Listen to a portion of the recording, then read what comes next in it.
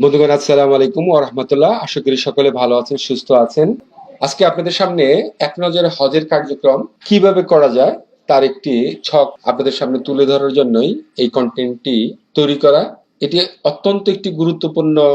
এই যে ছকটি দেখতে পাচ্ছেন, যে চার্টটি দেখতে পাচ্ছেন, যে নকশাটি আপনারা দেখতে পাচ্ছেন, এটা প্রতিটি হাজিদের যারা হজে গিয়েছেন তাদের এটা জানা রাখা দরকার। কারণ এখান থেকে অনেক তথ্য আপনারা পাবেন। বিশেষ করে একদম নতুন যারা, তারা এই ছক দেখে একদম পানির মতো তাদের কাছে সবকিছু পরিষ্কার হয়ে যাবে। আপনারা দেখছেন যে এখানে কাবা শরীফের যে ছবিটি, তার নিচে কিছু নাম্বার দেওয়া আছে।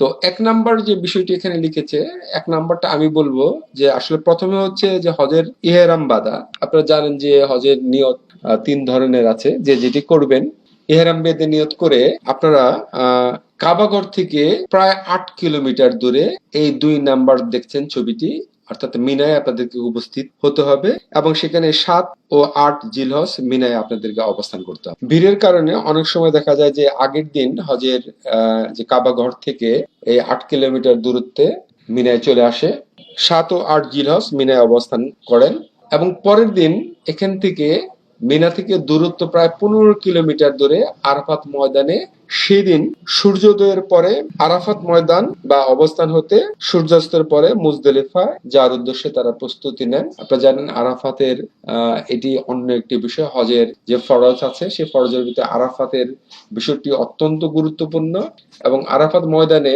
সারাদিন সেখানে কাটিয়ে সূর্যাস্তের পরে মুজদলিফা যাওয়া হয়। সেটা হচ্ছে এই 3 নম্বর থেকে আপনারা যে চার্ট দেখছেন, প্রায় 12 কিলোমিটার দূরে মুজদলিফায় আপনাকে যেতে হবে। এবং আরাফার ময়দানে যেহেতু আপনি আসর এবং জোহর একই নাম আজানে দুইবার একামধ্যে নামাজ আদায় করবেন, ঠিক মুজদলিফায় 12 কিলোমিটার দূরে আপনার সেখানে গিয়ে মাগরিব পিছিয়ে দিয়ে এবং এশারেও পিছিয়ে দিয়ে এক আজানে দুই একামতে দুইবার নামাজ আদায় করবেন। সেখানে খোলা মাঠের নিচে আপনারা মুজদলিফায় থাকবেন। পরের দিন সকালে সেখান থেকে আপনারা প্রায় 5 কিলোমিটার দূরে জামারায় যাবেন। এই জামারাতে আপনাদেরকে শয়তান ঢালাতে হয়, এটা আপনারা সবাই জানেন। যে যে কঙ্কর নিক্ষেপ আপনাকে করতে হবে, সেটা মুজদালিফা থেকেই আপনাদের সেই কঙ্কর গুলোকে সংগ্রহ করে নিয়ে যেতে হবে। কতগুলো কঙ্কর নিতে হবে এটি আপনারা, আমার আরেকটি ভিডিও আছে, আমি লিঙ্ক ডেসক্রিপশনে দিয়ে দেবো, সেটাও আপনারা দেখে নিতে পারেন। এখানে শয়তানকে কঙ্কর নিক্ষেপ করে আপনাকে জামারা থেকে চলে যেতে হবে হলো মক্কায়। এর আগে আপনারা যেটা করবেন সেটা হচ্ছে যে আপনাদের কুরবানি করতে হবে, মাথার চুল কেটে ফেলতে হবে এবং মক্কায় গিয়ে তাওয়াফ শেষ করে আপনাদেরকে মিনায় ফিরে আসতে হবে। মিনায় আরো 2 দিন আপনাদেরকে সেখানে উপস্থিত থাকতে হবে, অর্থাৎ আরো 2 দিন সেখানে থেকে আপনাদেরকে যেতে হবে হলো জামারায়। মিনা থেকে পরবর্তী দিন জামারা যেতে হবে আপনাকে শয়তানকে কঙ্কর নিক্ষেপ করার জন্য।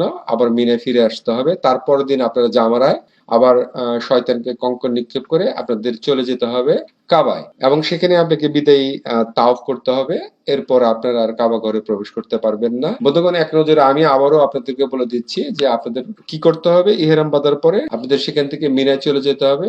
মিনা থেকে পরের দিন আপনাকে চলে যেতে হবে 15 কিলোমিটার দূরে আরাফার ময়দানে। আরাফার ময়দানে সূর্যাস্তর আগ পর্যন্ত আপনাকে সেখানে থেকে সেদিনই চলে যেতে হবে 12 কিলোমিটার দূরে মুজদালিফায়। মুজদালিফায় গিয়ে আপনাকে রাত সেখানে খোলা আকাশের নিচে কাটাতে হবে এবং কঙ্কর সংগ্রহ করতে হবে। পরের দিন সকালে সেখান থেকে আপনারা 5 কিলোমিটার দূরে জামারায় যাবেন। জামারায় গিয়ে শয়তানকে কঙ্কর নিক্ষেপ করবেন এবং কঙ্কর নিক্ষেপ করার পর আপনারা কুরবানি ও চুল কেটে অর্থাৎ হালাল হয়ে আপনাকে চলে আসতে হবে কাবায়। কাবায় আপনাদেরকে তাওয়াফ এবং সাই শেষে আপনাকে চলে আসতে হবে মিনায়। পরের দিন মিনায় আপনাকে বাদ আসর জামারাতে গিয়ে শয়তানকে কঙ্কর নিক্ষেপ করতে হবে। কঙ্কর নিক্ষেপ শেষে আবার আপনাকে মিনায় চলে আসতে হবে। পরবর্তী দিন মিনা থেকে আপনাকে আবার জামারায় গিয়ে শয়তানকে কঙ্কর নিক্ষেপ করতে হবে এবং সেটা আসরের পরে করে আপনাকে কাবে ফিরে আসতে হবে। কোনো কারণে আপনারা যদি সেদিন কাবে না যেতে পারেন তাহলে আপনাকে মিনায় অবস্থান করে পরবর্তী দিন আবার কঙ্কর নিক্ষেপ করে চলে আসতে হবে। এই মাসালাগুলো আসলে আমি আপনাদেরকে বলবো, যারা জানেওয়ালা আছে এই লাইনের স্কলার, তাদের কাছ থেকে আপনারা জেনে নেবেন। এবং জামারা থেকে এসে আপনি যে তাওয়াফ করলেন, এই তাওয়াফই হচ্ছে আপনাদের বিদায়ী তাওয়াফ। এরপরে আপনারা আর কাবাগরে প্রবেশ করতে পারবেন না।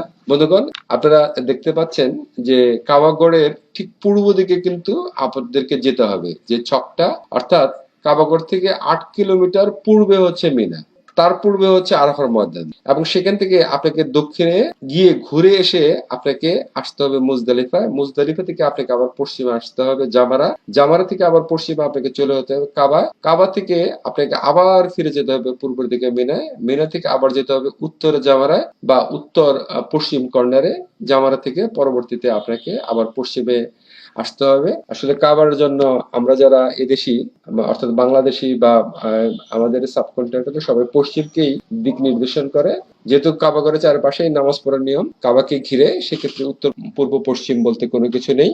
আশা করি বন্ধুগণ এই এক নজরে হজের যে কার্যক্রমটি, এই ছক অনুযায়ী আপনাদের সবার সুবিধা হবে। আপনারা এই ভিডিওটি ডাউনলোড করে নিতে পারেন এবং বেশি বেশি করে শেয়ার করবেন, যেন সবাই এই ছক দেখে তাদের সামনের যে হজের প্ল্যান, সেই কার্যক্রমের দিক নির্দেশনা গুলো কত দূর হতে পারে এবং কোনটার পর কোনটা, সেই ধারাবাহিকতা গুলো তারা যেন নিজেরা জেনে বারবার দেখে এটা করতে পারে।